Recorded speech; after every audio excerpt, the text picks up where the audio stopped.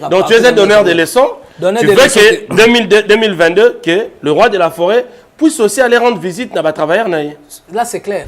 Patron peut faire baka ba travailler. Le long on a un problème.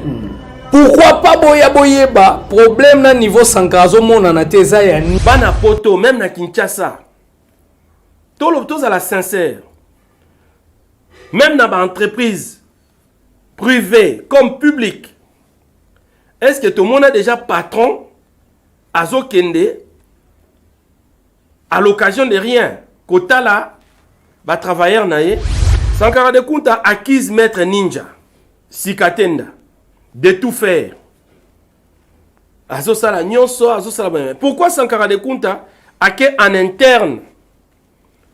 Comme ça la revendication en a été. Sankara le fait à travers la caméra.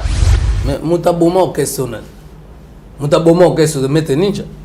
Alinga zwa asala makambo nyonso ya orchestre. Yemoka comme directeur marketing. Yemoka comme porte-parole. Maître ninja mona banda koloba epe kota koloba te. Est-ce que Sankara n'est pas dans la provocation? Est-ce que Sankara Makambozo le beza vrai? JPS, Ouerasol, le roi de la forêt, Bissonio son na sous-vêtement, Ouera sous-vêtement. Le roi de la forêt a zwa mesure nini. Place on a la ligne to comme anabino yangwana. Ouerasol a zwa mesure nini pour na Sankara. Nous avons dans le cadre d'ingratitude. Que musique est un monde ingrat. Bah sanctionner, tu vas révoquer parce que ce genre de propos, bah tu musubo benginga bele bobi, c'est comme si ça ba propos moro ya provocation.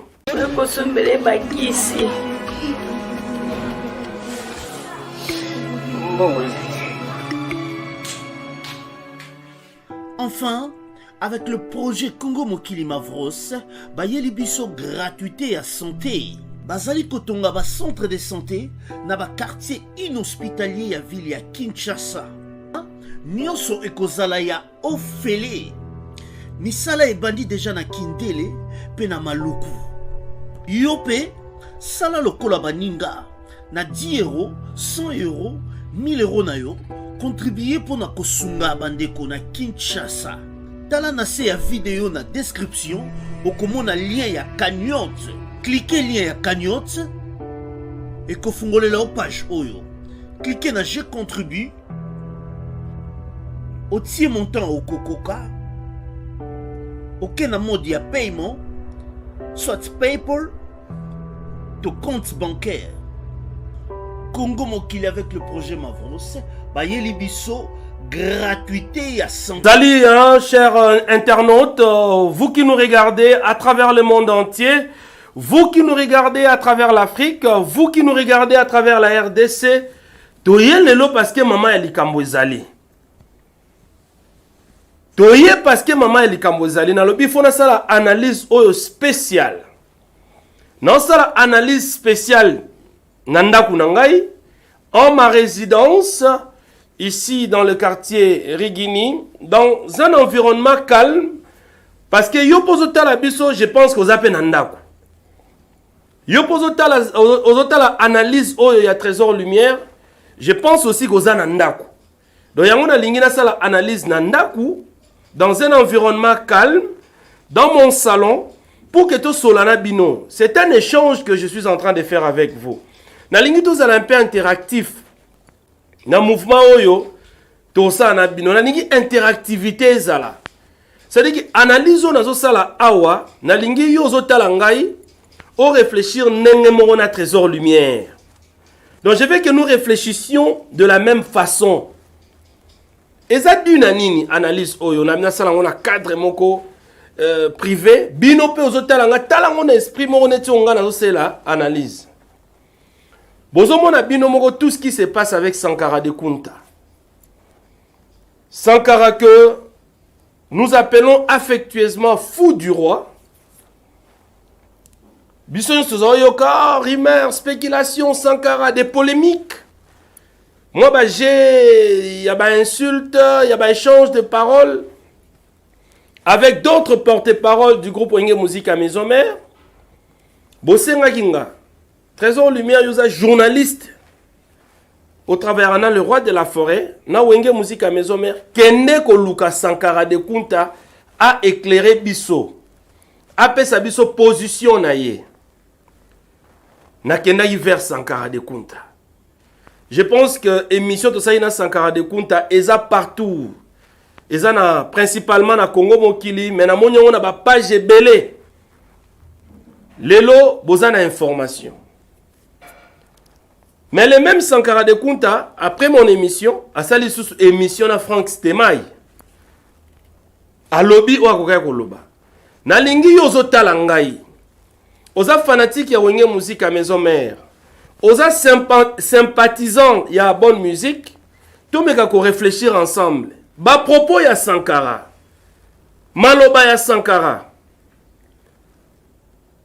Est-ce que Sankara continue d'être le fou du roi? Est-ce que Sankara est sincère dans sa façon de parler? Est-ce que Sankara a revendication à Zosala? À cause de la caméra? Est-ce que Sankara continue d'être le même Sankara de Kunta? Je pense que vous devez réfléchir. Numéro est affiché. Au Talangana Canada, aux Talangana États-Unis, aux Talangana Inde, aux Talangana France, na Belgique. Bon réagir numéro yango wana affiché. To benga na to pesa na ba idée, to partager. Est-ce que Sankara est sincère? Est-ce que Sankara, ce qu'on lui reprochait avant, le loyemora commis donneur de leçons? Est-ce que Sankara Yemoko, c'est son comportement antérieur? Le lois sa victime nango? On ne comprend pas. En tout cas, nous devons réagir nous tous. Lelo na analyse autres arosala. Je pense que Imak Makengo, le grand réalisateur, azotia la biso ba différentes émissions Sankara Sali, ba différents maloba ya Sankara, y compris autres sala inaye, y compris onenga sena Frank Stemai, botala. Bozwa idée à Sankara, comme ça to analyser na bino. Numéro ezali bo benga biso bo komela biso, bo pesa biso. Est-ce que Sankara est en train de chercher quelque chose? Sankara est en train de provoquer pour que baloba finalement bokoyaka li soutenenge yemoka lobby. Est-ce que Sankara ba revendication ça là est fondé? Je pense que les deux caméras sont là. Na lobby na ndaku yo pe certainement zotala ngoza na ndaku ko tala ngona nzela te. Tala ngo na cadre nenga na zotala ngona ndaku na osala ngona ndaku boy pa na ngai yo pe certainement za pa na yo. Tout réfléchir parce que ça demande une certaine réflexion. Voilà, donc, Tozo compte à déjà analyse nabiso tout à l'heure, mais je pense qu'il faut une image dans le botala pour te comprendre. Mais avant to banda, to compte à peine à vif du sujet, nazo linga ko saluer, ko pesa mbote na homme de Dieu. Lui c'est un homme de Dieu. Afin d'arana Suisse, vivant en Suisse. Mais azo sala action na commune ya Ngaba, azo soutenir batu na circonscription ya Moamba, on dirait qu'à Fandi wana. Oui, eza base na ye. Mais à Fandi na Suisse. Tongolo ba peke muto a Fandi na poto, a rose ape na souci ya bande kwa wate. Mais Pasteur Blanchard Logos, Pasteur Blanchard Logos, à travers sa fondation, la fondation Pasteur Blanchard Logos, azosa la ba action moko comme pas possible. Ngana lo ba non non, un citoyen congolais yaboye afin na Suisse, mais azola que ça motema malamu ko soutenir peuple ya Ngaba, peuple ya Moamba à travers l'action humanitaire. Trésor Lumière paix, il faut accompagner vision ya Moutaboye. Trésor Lumière, il faut accompagner vision. Il y a homme de Dieu, Pasteur Blanchard Logos.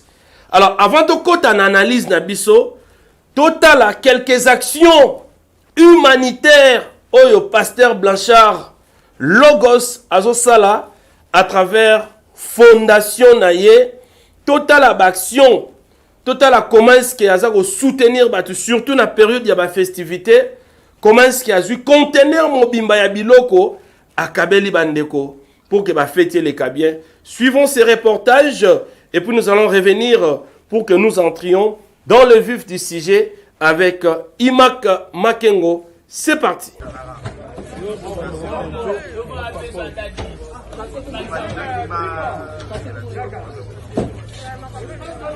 Pour na kofete Noël pe bonane kitoko boyeba que Fondation Blanchard Logos mokolo le 25 décembre oyo akabola ki ba maman o bazali ba membre ya fondation na ye biloko ya ndenge na ndenge ilikanaki ndenge nini botala lokola ka buzalaki. 25 décembre 2021, jour ya fête ya Noël, ya mbotama ya mwana ya Nzambe. Boyeba que na motema boboto bolingo pe malamu oyo zalaka na yango. Pasteur Blanchard Logos Mizula, véritable mwana ya ngaba oyo bazali kobenga soso ya mboka, akangaki maboko te bipai oyo azali kovanda na mikili ya poto, akanisaki pe ko fete ensemble na ba maman ya kati ya fondation na ye. Pona yango équipe ya coordination oyo ezali awa na République démocratique du Congo ezali kokumbama epai ya Cordon Hugues ekitaki inde awa na commune ya Ngaba pona kofete elongo na ba maman pe kotikela bango mwa koli. Tango bakomaki bayambamaki na ambiance ya kosakana te, ba maman déjà bazalaki keba déjà sur place ndenge bozali komona pe tango akomaki mbala moko mo ya bienvenue pe ya circonstance moi liloba oyo utaki epai ya président Blanchard Logos bipai wapi atombelaki bango ba meilleur ve lamo pe akabolaki na bango mwa moke oyo abongisaki po libota elia mwa loso mwa soso mwa huile ezalaki bongo au rendez-vous ba maman batondisamaki na esengo ya kosakana te. Komona président na bango Blanchard Logos Muzila malgré mosika oyo azali à 10 000 km kasi abandi kulia na bango eloko oyo batu ebele batikala kosala te esengo ntsai koseka etondisamaki ya kosakana te pe communication esalemaki boye. Kana sepel makasi na mokola Noël pona Pasteur Blanchard na sengi Nzambe atika ete a continuer kopesa ye o ya pesi na biso ba mama asungi lokola Nzambe afongoli ye motema pa fongoli loboko pona kopesa biso a continuer na kopesa biso pe to ko soutenir ye kino suka to pamboli ye kaka Nzamba mona ye abakisela ye mikolo tina 2023 to ko soutenir ye to pesi papa Blanchard merci.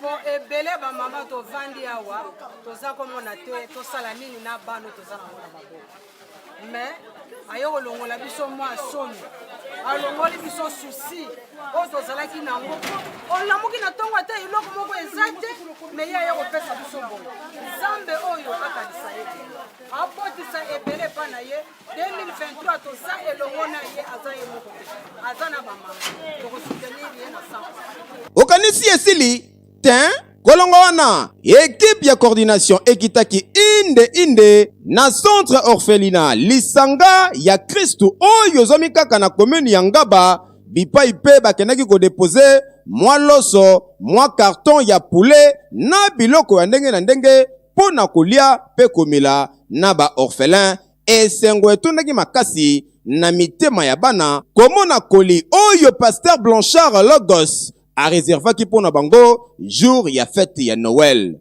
Ah oui, boende ezalaka Pasteur Blanchard Logos Nzambe azala na yo pe apambola yo ebele. Poète Pasteur Blanchard Logos.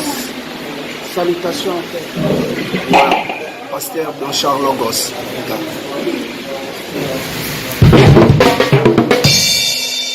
Pasteur Blanchard Logos.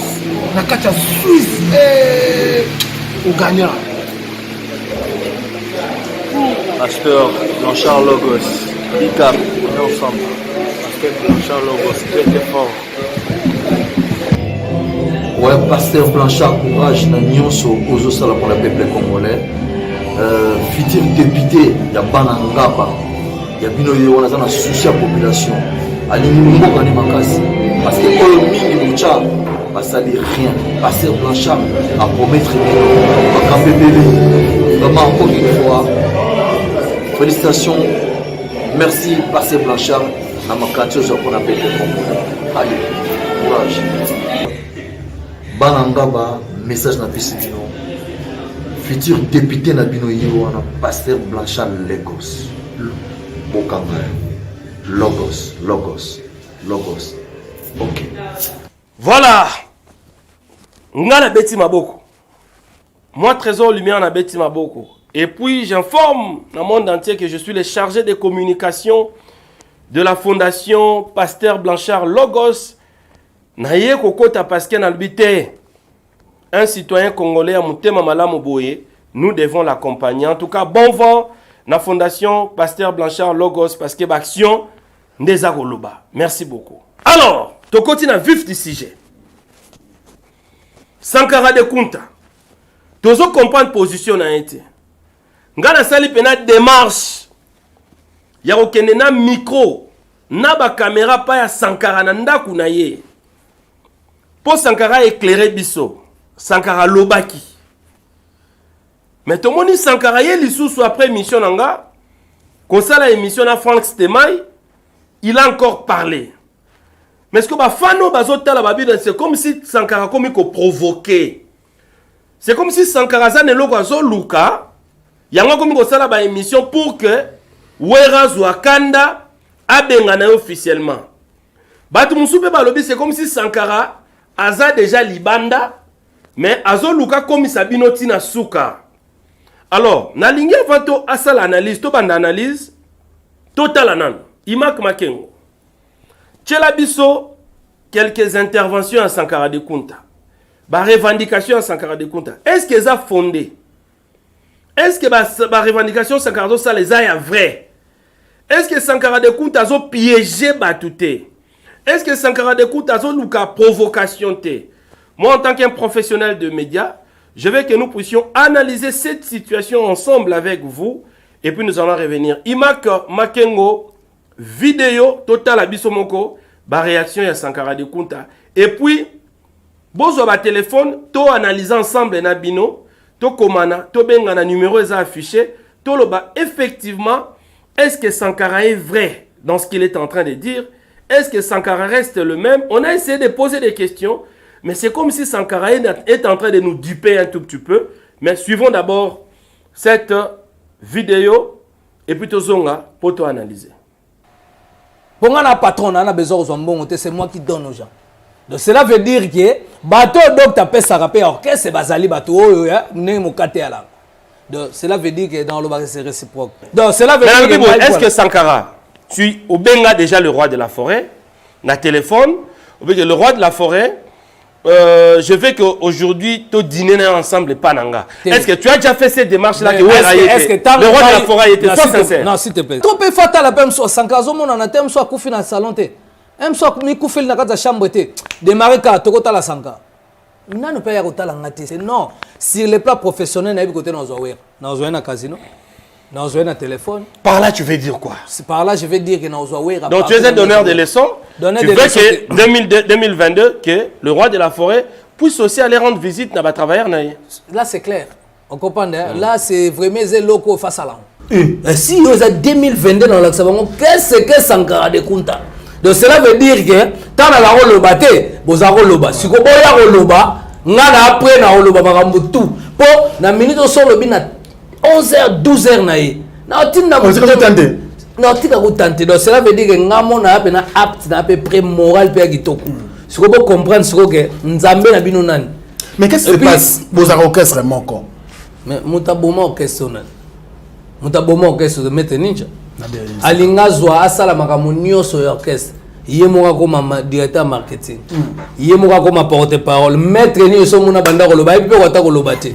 Yemoka linga koma soki orchestre bima sécurité alinga mema batu a mema batu tende rozala ke kala to kana ba maître Toroa to ba maître 90 to ba maître Jean-Chico to ba maître Titi ya lingi alongola ba maître nyoso ya kuta o 90 ya chef na epo yenda banda ko kenda ka ba voyage to ata ta so bitumbe bimia obundane ta makasite ah non mais c'est ninja ah ba ko bete mabe ya kima ozoko point na mo orchestre na ndenge azoko ma orchestre na sens que ya linga comme directeur marketing ya linga comme CG ya linga comme soki na do linga zo ba poste nyonso wenge ya salango ne na terme na 2022 bo amoni amubali abima kona vide bango truge ngana bunde ya kuto niveau na bango te bango na mona pela ne zelo ko bo minzinze bo nzinza kufi do bana niveau na ngati mais zaki elo moko ba na campagne moko ngala kenda ba plage musuna wera na ba Marseille plage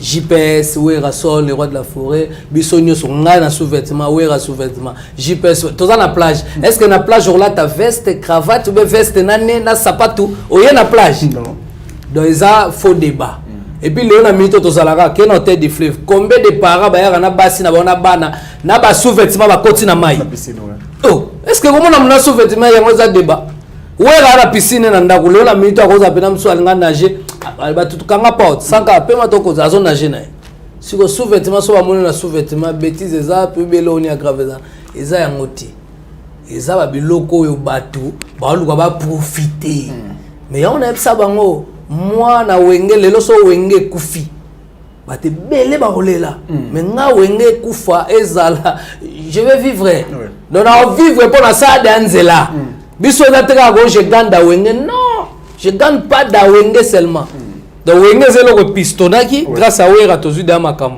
voilà de retour biso nyos totali alors yo zo tala émission na ndako pona yo zo tala émission yo pona yo revendication à Sankara est-ce que ça vrai est-ce que ça fondé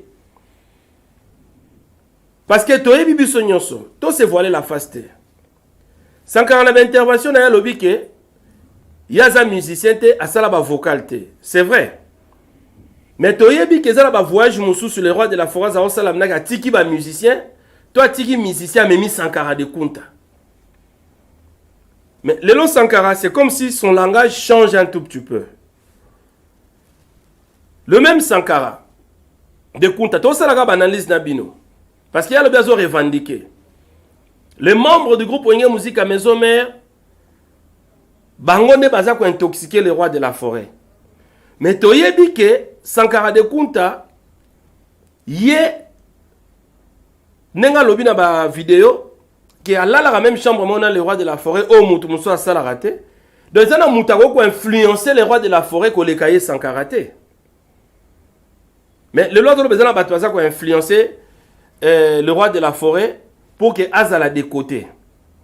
Quel intérêt le roi de la forêt, Ouerasona Ozanango, Azal a se laissé influencer pour que Sankara s'en décoté? Est-ce que personnellement, le roi de la forêt, Ouerason, a quelque chose à réclamer auprès de Sankara? Non. Sankara n'a pas image dans l'intervention à l'obike. Le roi de la forêt qui n'a pas la nanda côté. Biso tozo ta la émission yo. To travailler à to zape na poto. Bana poto même na Kinshasa. To l'obtos à la sincère. Même dans l'entreprise privée comme publique. Est-ce que tout le monde a déjà patron Azo Kende, à l'occasion de rien, Kota là, ba travailleur naé, tous à la honnête, hein, bisognos tous à la vidéo yo. Tous ceux qui patron Kenda Kota là, ba travailleur, ceux qui li Kambozali. Moi je me souviens, moi personnellement Trésor, j'avais perdu mon papa, le roi de la forêt où Erason était venu. Sankara de Kunta Wewa. A perdre grand frère naïe. Où sont les rois de la forêt? Yaki. Alors, est-ce qu'il faut patron abandonner la travailleur, abandonner la réunion abandonner travailleur, ou ce sont les travailleurs qui vont vers le patron? Na évité tout ça l'analyse. Sankara de Kunta acquise maître ninja, Sikatenda, de tout faire. Pourquoi Sankara de Kunta a que en interne comme ça la revendication en été Sankara le fait à travers la caméra? Est-ce que Sankara n'est pas dans la provocation? Est-ce que Sankara n'attend pas une réaction qui doit venir de Wera? Est-ce que Sankara n'est pas en train de provoquer aussi certains fans? Il y a une musique à Maison Mère, reprocher comportement naïe. Oui, certes, Sankara c'était un ami à Fali, Negazolo Bango. Mais est-ce que l'amitié doit être une priorité par rapport à travail? Nous avons tous des amis. Est-ce qu'on peut se permettre de privilégier l'amitié au détriment du travail? Ce sont des questions comme ça que nous devons répondre. Alors, bisogno sotozomona. Bisogno sotozomona déroulement ya makambo ndenge ezokende. Puis Sankara va dire na lobike, alors c'est la mukole roi de la forêt oyebisa yeke koyaka lisute yepa oya sute. Nde na lobi. Est-ce que Sankara n'est pas dans la provocation? Est-ce que Sankara makambozo le beza vrai? Est-ce qu'il est sincère dans ses propos?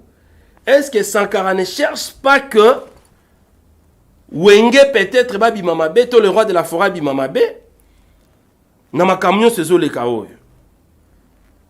Na lingi to analysant on a bino. Parce que en regardant les propos de Sankara, ça commence des fois, et comme il ça la net qu'on ko bangi samukie. Alors, quelle leçon que nous devons retenir de tout ça? Est-ce que bino bozo tala biso? Na sale pena analyse on a besoin d'un feedback.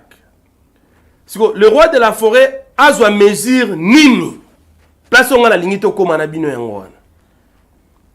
Wera son a besoin mesure nini pour na Sankara. To administration où est dirigé par le secrétaire général le maître junior Kabamba Katakata. Besoin mesure nini pour na Sankara de Kunta. Bah il sait officiellement qu'il a repris le travail. Bah sanctionné va révoquer parce que ce genre de propos c'est comme si ça va propos à provocation. Alors qu'est-ce que le roi de la forêt Werason doit faire devant une telle situation? Bon, d'autre part, est-ce que Sankara s'est dit un enfant très gâté qu'il peut se permettre de tout dire?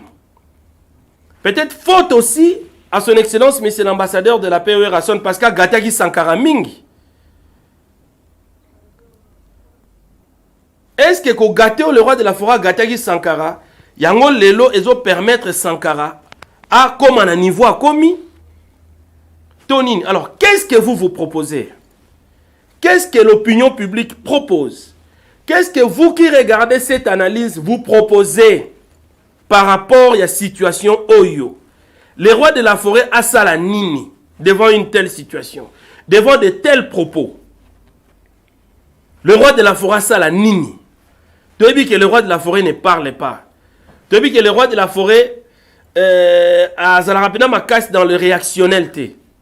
Mais devant une telle situation, ça commence à dégénérer. C'est comme si Sankara commence à traverser ses limites. Alors, Bino Bozan a besoin, le roi de la forêt, administration ya Wenge musique à maison mère et réagir nini.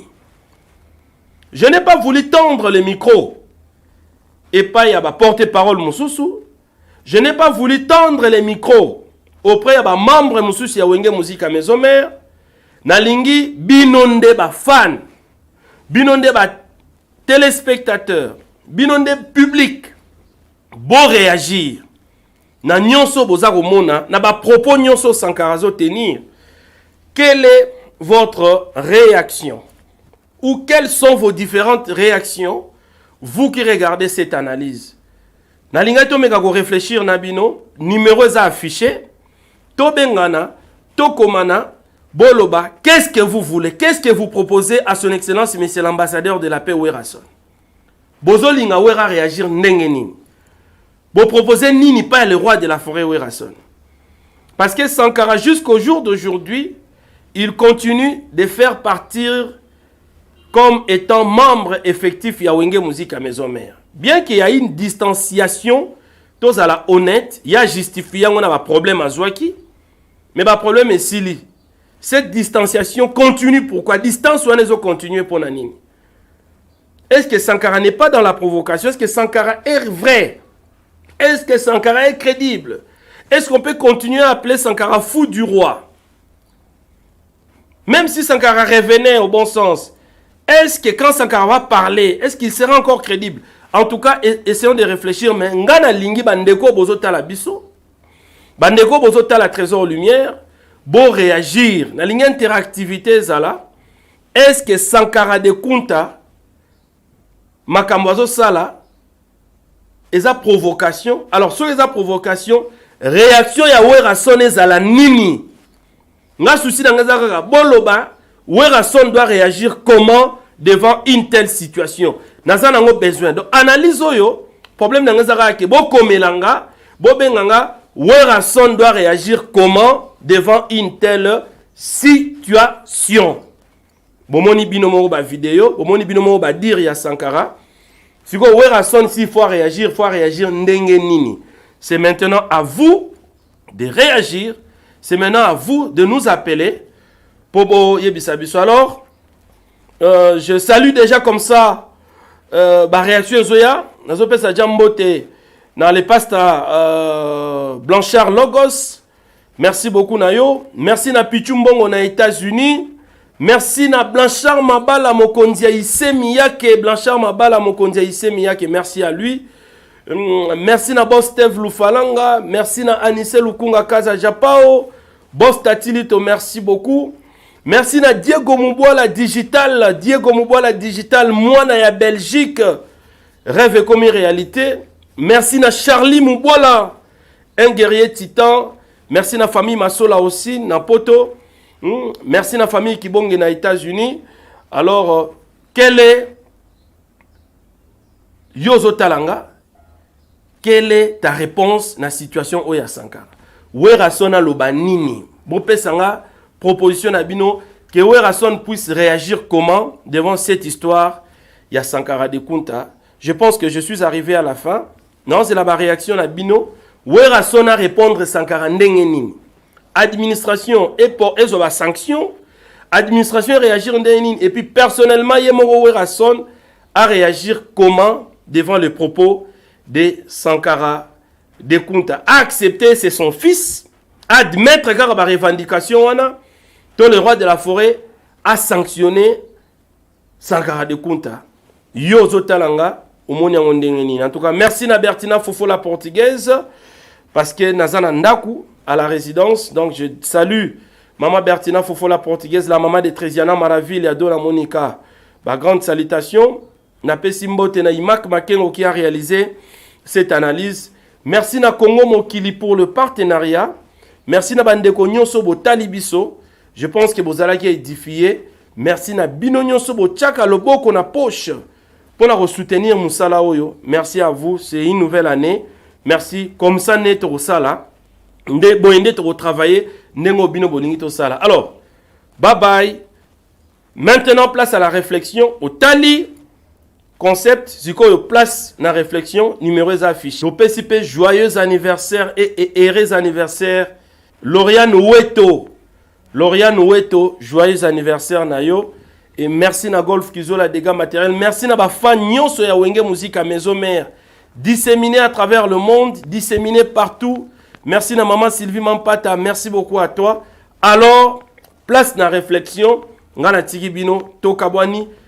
Flasiko yona bino bozo benga, bobenga, bokoma. Werason aloba nini, réaction à Werason ezala ndenge nini devant cette situation. Allez, bye bye.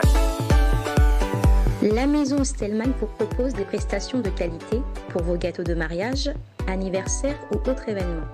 La maison Stelmag vous propose aussi des gâteaux personnalisés pour vos anniversaires ou autres. Contactez-nous au 06 63 30 36 83 ou encore au 07 81 83 15 74. Vous pouvez aussi nous contacter sur la page Facebook Hostelmag.